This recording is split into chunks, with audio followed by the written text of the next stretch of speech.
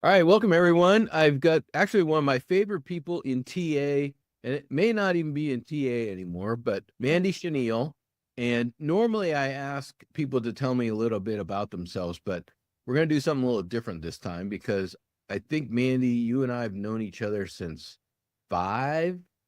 six, something like that. All right. So Uh, this is how we met, and I'll give a little intro. And correct me because this is now a long time ago, but Mandy started working with me at Go Jobs back in 2006 as part-time while she was finishing up her college degree. Then she came and worked with me at Go Jobs full-time for probably about another year and a half or something like that. Then moved on to other companies in the recruitment marketing space, and then landed this killer job at ZipRecruiter. And it wasn't really killer in the sense like a big advancement because Mandy already knew all this stuff. She was hired by Ian and the startup team at ZipRecruiter back in what was probably 2010, 2009, 2010. 2012. Well, okay. Yep. And what were you were employee 19, I think, or something like that?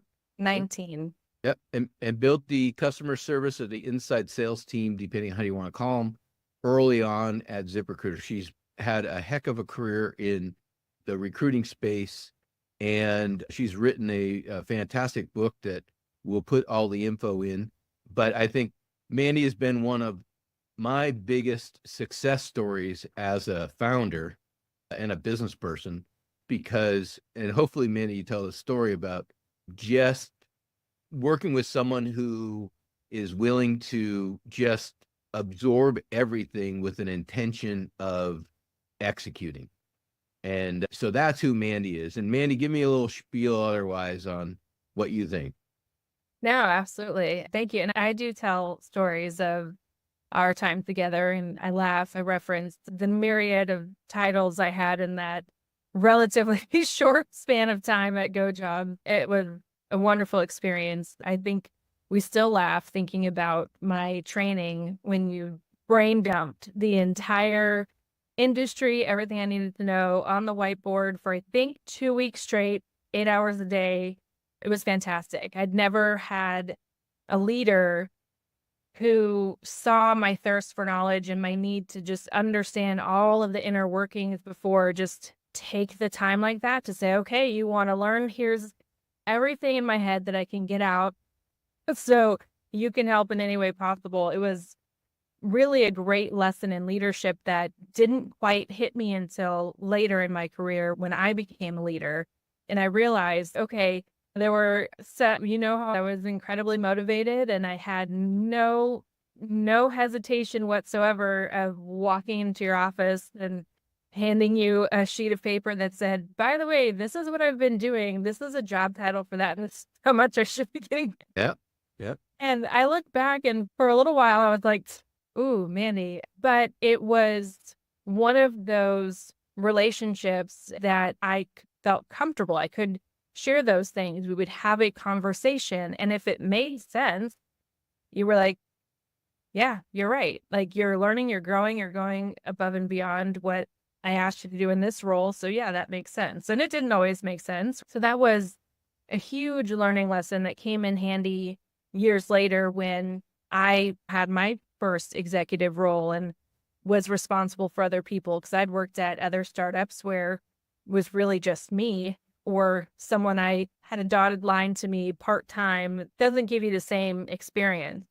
I wrote the book partly because I think it's important for the people that helped me to get to where I've gotten to in life and in my career to get some acknowledgement, but also it's important to share those stories of when I felt like I had no idea what I was doing and how did I get past that?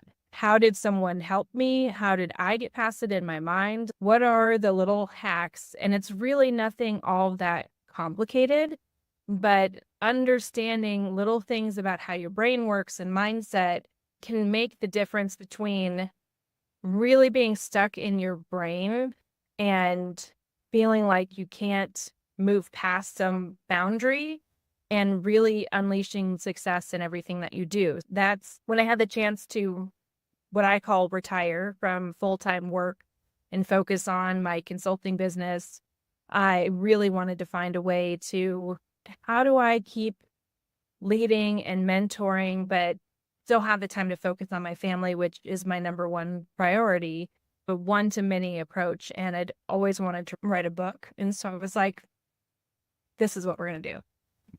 Awesome. And so that brings us back to what you and I decided we were going to talk about a while back. And Yeah. and that is leadership.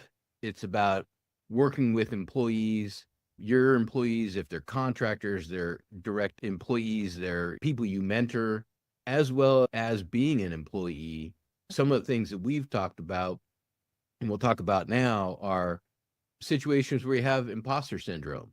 We'll talk about that. We'll talk about how it may be to you as an individual, how it might show up as a leader when you're having one-on-ones, and how best to do one-on-ones with employees from my experience and your experience.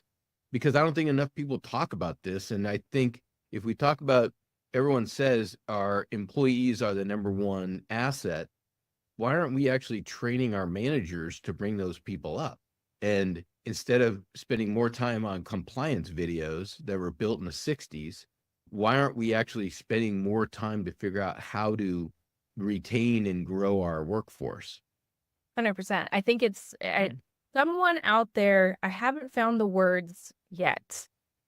Someone out there needs to rebrand soft skills, because inherently in the name, it sounds soft, right? Like it doesn't sound as important as it is. And that's been my experience, is that those quote unquote soft skills of really getting to know your employees and caring and putting the people first. And so many of the things I'm sure we're going to talk about when it comes to one-on-ones, they're so much more important to not only the people aspect of leadership and working and having these relationships with other people, that's what they are, but it makes such a difference in the performance and the success of the business. Like it, in my mind, like I've seen it time and time again. I'm like, is everyone else blind to this? It makes just so much sense to invest the little bit of human energy that it takes to build those relationships and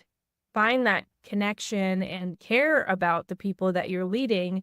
I don't know why everyone's not doing it. So let's dive right into your part of your book. And I know you talk about from imposter syndrome.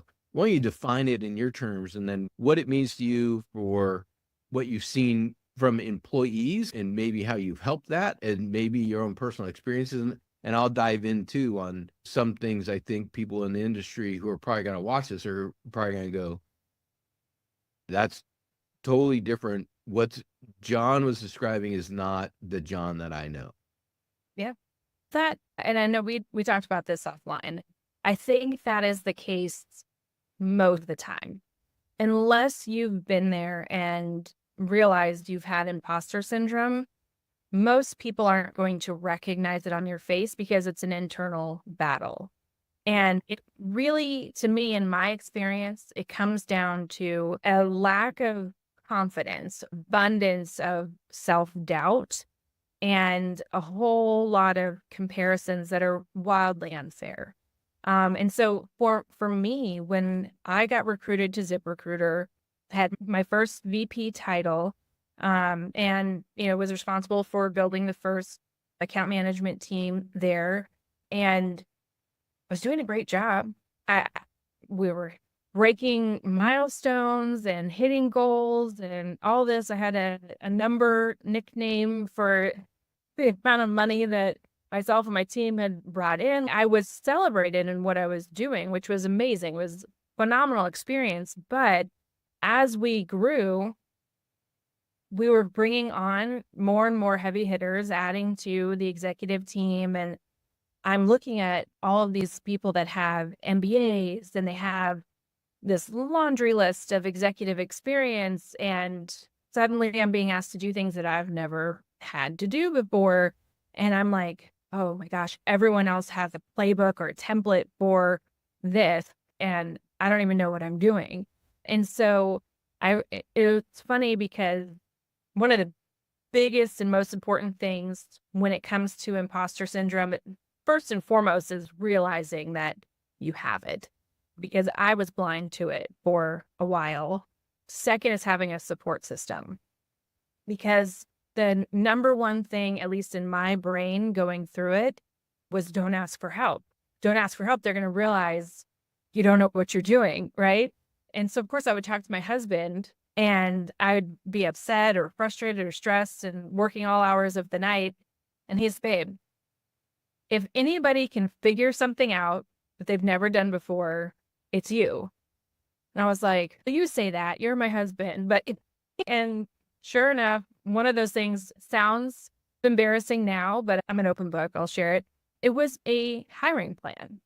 And I always did things off of gut, and my gut was pretty darn accurate. So like I didn't need anything more.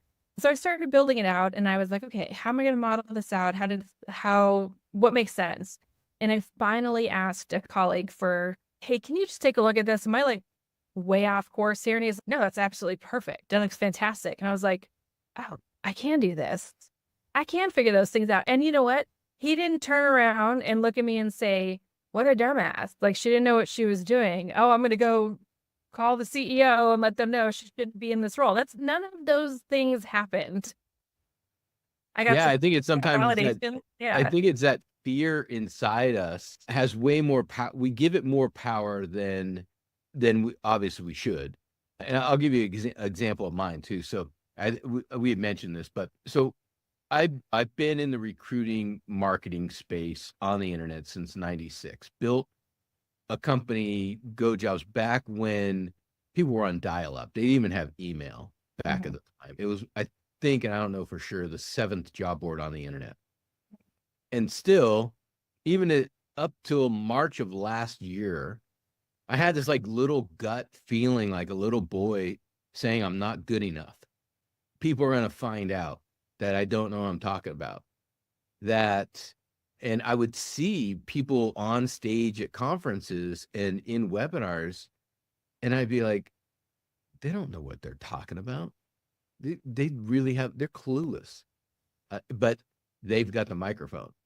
Mhm. So I'm like, I got to figure out what this is. Why do I feel like I'm stuck and I'm like an imposter in this whole thing when the reality is I have 28 years of experience building 3 different companies, very successful companies in the HR tech space. I built the software that Appcast was built on. I built the job distribution platform solutions that most every applicant tracking system used today. But I would never acknowledge that. And then one day I did, and I talked to somebody, a successful owner who sold a company in our space as well. And he's like, John, you have learned and forgot more than most people in this industry. Just do one thing, pick up the microphone. And so that's why I started the series of find the people who have the knowledge to get it out there and just, I have knowledge too. I'll be able to share mine at the same time, but get the voices out there because I think that the HR practitioners and recruiters who don't get to go to conferences don't get the knowledge that we've got, but they just don't get to see it. And I'm really into the practical stuff, like how do we help them do their job every day? And that's why I Right. wanted to talk to you about this, about imposter syndrome, because it could be your leaders who have it. It could be your employees. It could be you. And sometimes it just helps if you can recognize it. You can recognize it in your employees too. Absolutely. And you hit on a very key word that led to how I titled my book, is that fear component. And fear is such a slippery little snake and so dangerous if we don't recognize that's where we're operating from. Because a lot of it, and again, these are things a lot of people think are fluffy, but they're so important. A lot of it comes down to your self-talk. So like we both just shared, in your mind those thoughts of I'm not good enough, or people are going to think I don't know what I'm doing, or I'm going to be discredited, or whatever the case may be. really paying attention to those thoughts is the first step, Yep. and learning how to flip them to catch up, because it's overwhelming when you first start paying attention to those thoughts, because we think a lot of things all day long. We live in a busy world. Our work environments are go meeting, do the production, right? And a lot of time people forget that thought work is incredibly productive. And your brain simply can't process unless you take the time to slow down and sort through your thoughts, let things sink in, process, etc. And it's so incredibly important to your inner health and your inner dialogue to recognize those thoughts and to learn how to flip them on their heads, because that was really big element for me.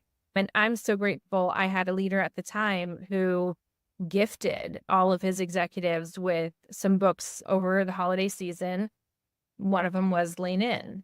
And when I finally got around to reading it, because my older two, we didn't even have the third yet. They were little still. So reading a physical book just didn't happen that often. It was crazy. I finally read it, and I like ran into his office. I didn't even knock. And I like slammed my hand on his desk, and I was like, oh my God, it's not just me. And he's, you finally read it. And I was like, yep. And that, like that moment and that recognition where he knew he got it, he'd been there before too, really that lit a fire under me to make sure nobody passed in and out of my office or my team or anybody that I interacted with without me trying to put the spidey senses out there and empower them to share with me if they were going through that. And part of it meant sharing that I'd been through it. Yep. Because a lot of It's times, like they need a bridge. yes, and need to understand that just because you have this title doesn't mean everything's perfect and rosy and you know exactly what you're doing and you never doubt yourself and you've never, no, that is not. Yeah, and and there are people who, you know, are gonna have the persona of, I wouldn't say the bully, but they supposedly have everything figured out. They don't. No. Never do. They've got their own demons they're playing with too. And this, I want to parlay into the next part that we want to talk about, which is one-on-ones. How to do them, what your best practice is. I've got what I've seen work and what I've seen absolutely doesn't work, which is probably 90% of them, which is also why people don't do them. Yeah, absolutely. Number one, and I have to share that I learned a lot about one-on-ones and the importance of them from a colleague, Kevin Gaither, call him the godfather of sales. He actually has a book out also called It Happened on the Sales Floor. Lots of entertaining stories of inside sales and growing a massive inside sales team. But he really showed me the significance of one-on-ones, because there was a time where I was like, do we really need to meet every week? But I doubted it at first, but I really did learn if you set them up correctly, this is not it's not a micromanagement meeting.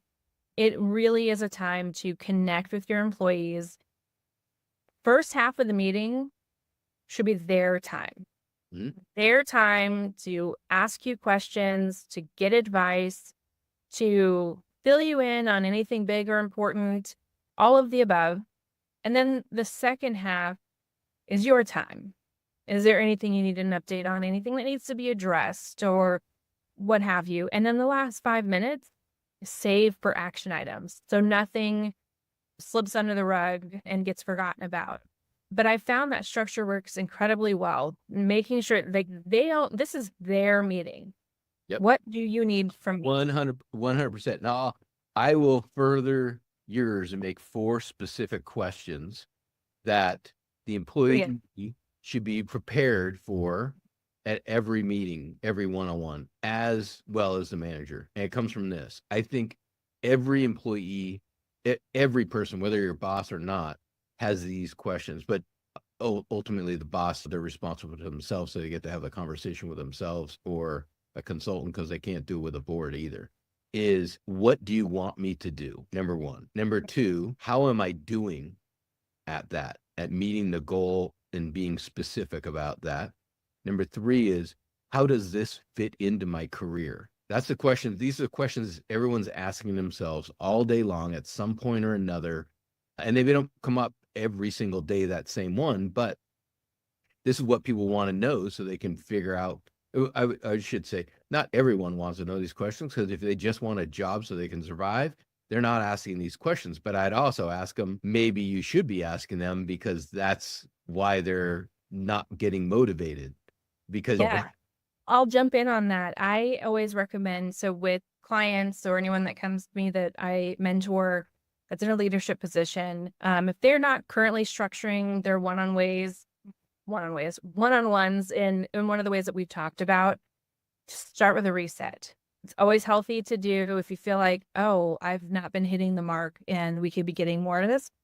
Just say it. 90% of things that we want to do in a leadership capacity are so easily solved by just communicating openly. And one of the main things to do in a reset or first one-on-one is really talk about goals. For me, I learned this lesson firsthand, and just how powerful all of this stuff I'm about to share is. I inherited a reactive customer service team when I was at Zip. It was challenged with transitioning them to become a proactive customer success team. And at the same time, move that very large team from a cost center to a profit center. That was my challenge. Can you do it? And we did. But the first thing, I didn't hire any of these people. So I sat down and I went through their work experience with them. I wanted to understand who they are, why they came here, what their background is. What do you love about this job? What do you not love about this job? What are your goals, personal and professional? I say this till I'm blue in the face to anybody that asks, because we all get a little bit scared to ask personal questions, right? From an HR perspective. But it's so important to understand what drives this person, what's important in their life right now, what matters to them, because you will find ways to connect the dots. And as a human being, having a leader who cares that I achieve my personal goals and I feel good in what I'm doing at work makes all the difference. And support you and just even ask you about them. You don't have to do much more of just be curious. And then they get you, and then they'll remember, Mandy's on my team. Exactly. And I found through that process, I don't have a count, but so many people who we were in such a unicorn position, right? We had a lot of brand recognition. A lot of people were willing to take a step down in their career just to become part of ZipRecruiter. So there were a lot of people that were in customer service roles that had so much other experience in other areas.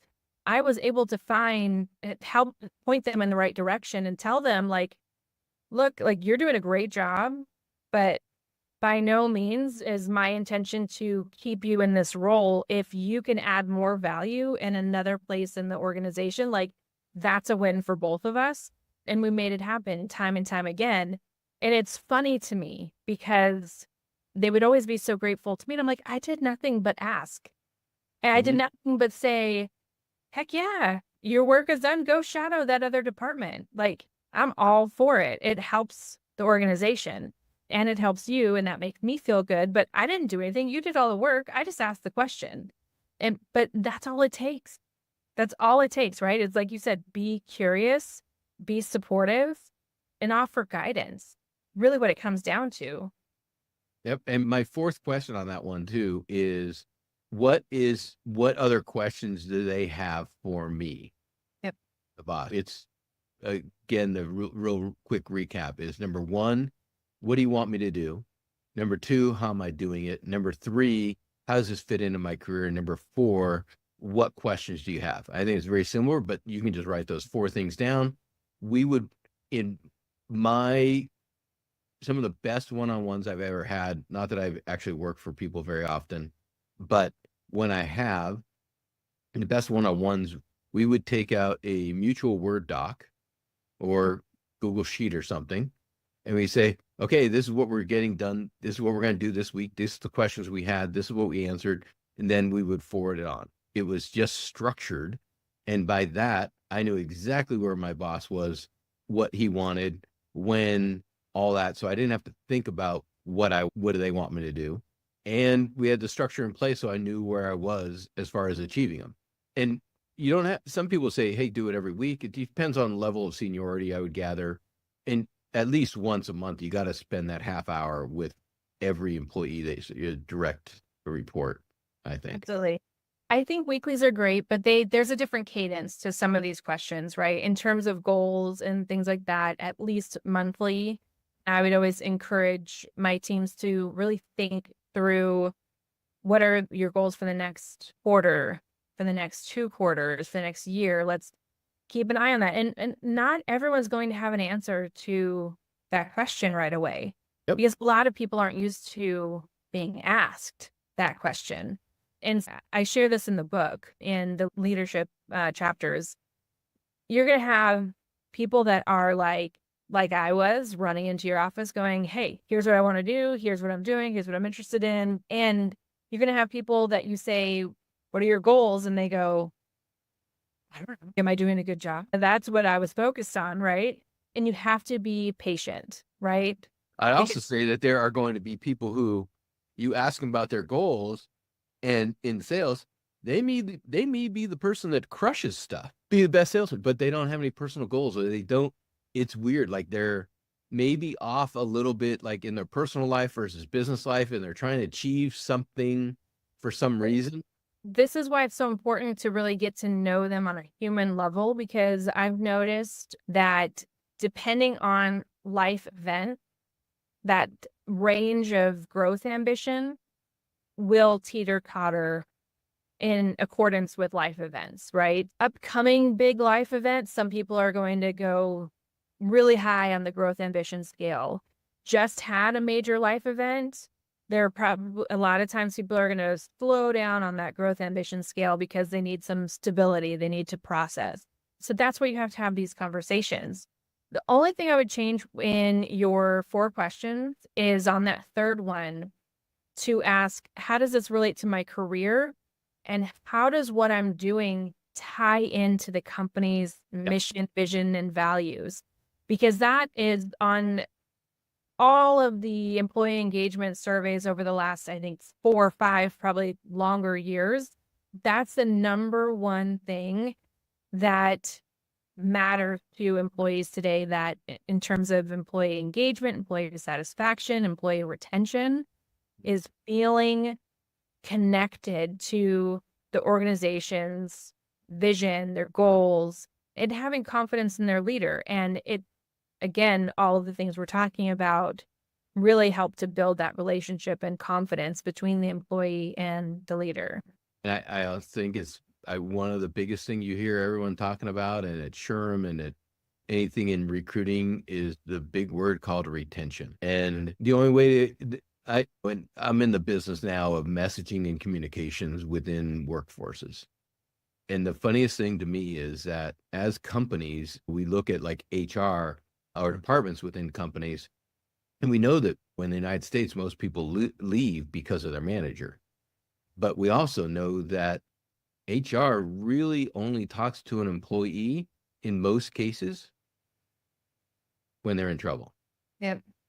Or at least that's not always true. So what I'm suggesting is that the conversation that people says, hey, you have to talk to somebody at HR, it's either because something's wrong, maybe performance, maybe your benefits, there could be any number of things, but the only time like the hourly workforce is being communicated with is by their boss or their manager, who may not be trained or trained well. The employee is a company employee, not a manager's employee. And HR and management really have no conversation with employees. Yeah, I think you're right. It sets a tone when the idea of speaking with HR is a scary, uncertain, versus having a relationship. I think there are a lot of companies out there that are working. I love the kind of people management, people business partner, that connection, right? We had a happiness manager who that was her title. I forget what Karina's title was, something like that. something like that. Karina was great at that. Worked for HR. That was her title, and she planned all the events, and she was super fun. And if you're like, hey, you had to go talk to Karina and be like, hey, that's great. Of course, we had an amazing company culture too. Yeah. It was all part of it. And so much of company culture comes down to those key interactions. Do you feel supported? Let's talk about Maslow's hierarchy of needs, right? You need to feel connected and supported and seen. And we are a whole person who Yeah. has things going on outside of work, has thoughts swimming in our heads that may not be visible or understandable or easily pinpointed by other people. And yet we have this expectation of ourselves and others to like, all right, come on, put on your work self and just be work. That's not possible. You know what I mean? There's so many Wear things. your costume for 8 hours a day. Yeah, we have to. I just think people enjoy it too because when you're authentic and you bring your whole self to everything you're doing, it gives permission to do the same. And there's a level of comfort and connectedness that comes from, oh, yeah, like you might have this title or whatever, but you're a real person. That I think makes all the difference in the world in people feeling comfortable coming to you and asking for advice and hearing you out. And also as a leader, not feeling like, oh, I have to put on these airs so people respect me. I have a lot of opinions on that mentality because respect is earned. And my vision of a leader is to serve the people that you're leading and to help them to grow in whatever way they want to grow. I think that's what's most important. But that's gone are the days of just respect.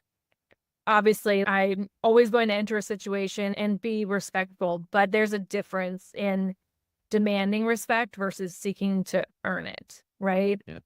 There's one other thing I want to do before we finish up, and that is talk about growth mindsets. I think it was a combination of, in March of last year, my decision to just bare knuckle it and get out of the scared little boy, and just go public and speak.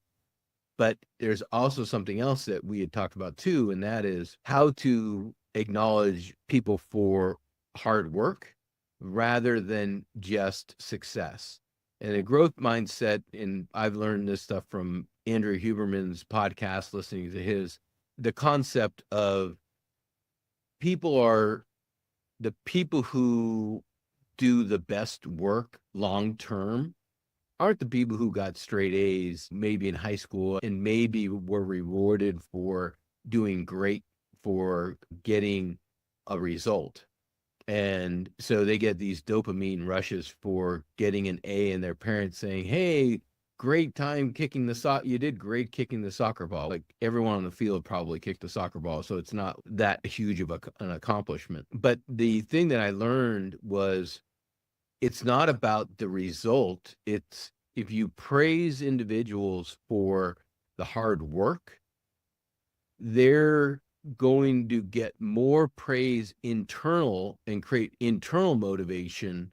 And that's what you want ultimately for us individually, as well as the people who work with you and for you and your consultants and contractors. If they're internally motivated because they're driven by being better and Yeah. solving problems and figuring things out, instead of driven to get top sales numbers, and sales managers are going to say, oh, you can't do that. The reality is the person who has the internal motivation and is tied to those goals is going to kill everyone long term on those goals, because they have the internal motivation to do it. I 100% agree. The way that I try to break down the difference, if you haven't read Mindset by Carol Dweck, amazing read to understand growth mindset. But I really classified the difference between a fixed mindset and a growth mindset is, in a fixed mindset, you do something, you quote unquote fail or realize, oh, that's really difficult. And you set a boundary and say, oh, I guess I can't cross that line. Yep. Fixed mindset, I'm going to stay in this box over here. A growth mindset has the same experience, but goes, okay, so that was hard. How do I climb over that challenge? What do I need to learn to be able to move past that next time? And so that's the very difference, right? Is not looking at necessarily the results of that one attempt or situation, but looking at, all right, what do I need to learn? How can I grow? And how can I improve myself from here? And acknowledging in the process the hard work that it takes to do that and to even think through what I need to learn. It's such a powerful, game-changing experience. I actually had it with one of my kids in school.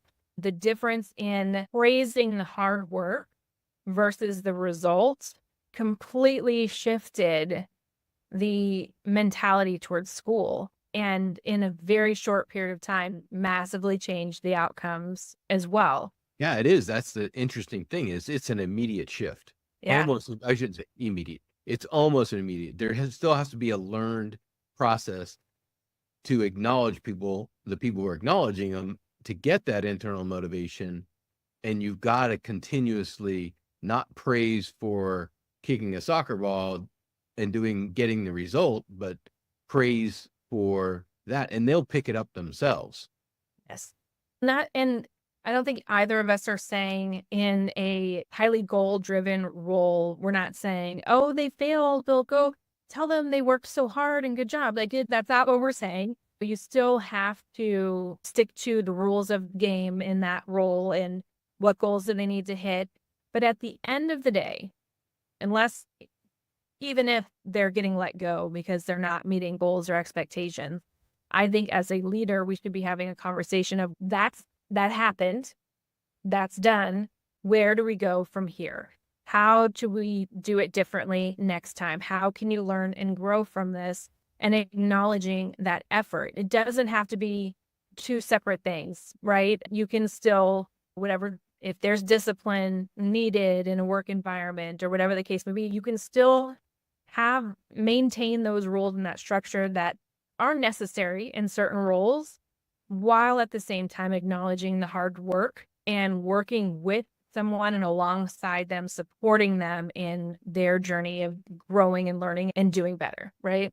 Yep. And yeah, I think that's good. You probably had to do this, and I don't want you to speak about any individual, but you probably have to do spiffs on performance for salespeople and things like that. What are some experiences that you can remember using a growth mindset, even if you may not even been thinking about it back in those days? But if you remember an example where you had an employee where, and again, I want you to be anonymous on this, but if you had an employee that wasn't performing, and maybe even let them go, but you really got into understand them, and they may have decided to leave, or you may still had to let them go, but you were trying to be open and supportive without just, fill out the spiff form for HR. Oh yeah. Any time I had to put someone on a PIP, which I did, the nature of the beast, it was embedded in the process.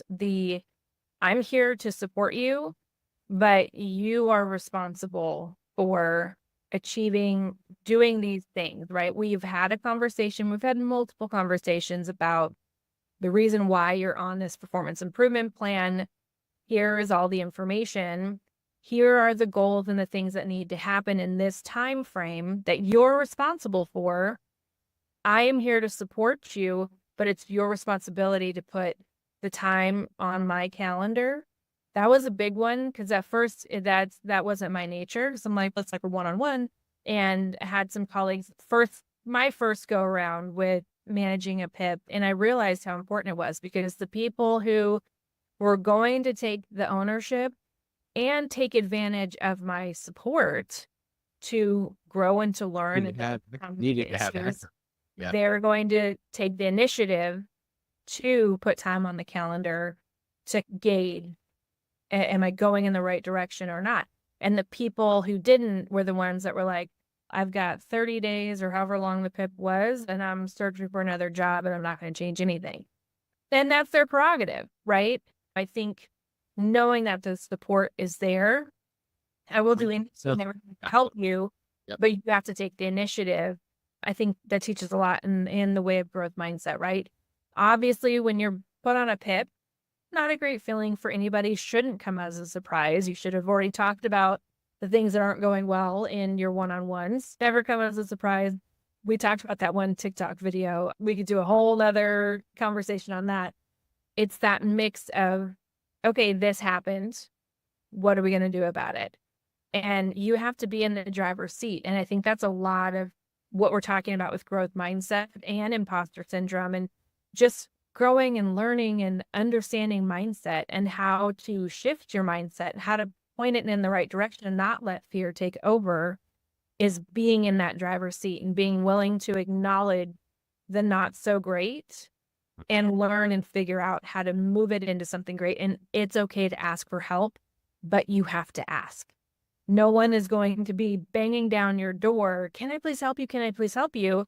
Because if you're not willing to do the They've got work, their own stuff to deal with. Yeah. yeah. And then if you're not willing to ask for help, they're not going to be as invested because it's not going to be as meaningful or impactful for you. All right. So give us the name of the book and how can someone buy it on Amazon, or maybe I'll put a link on there. Yeah. So it's called Faith Over Fear: How to Adopt a Success Mindset.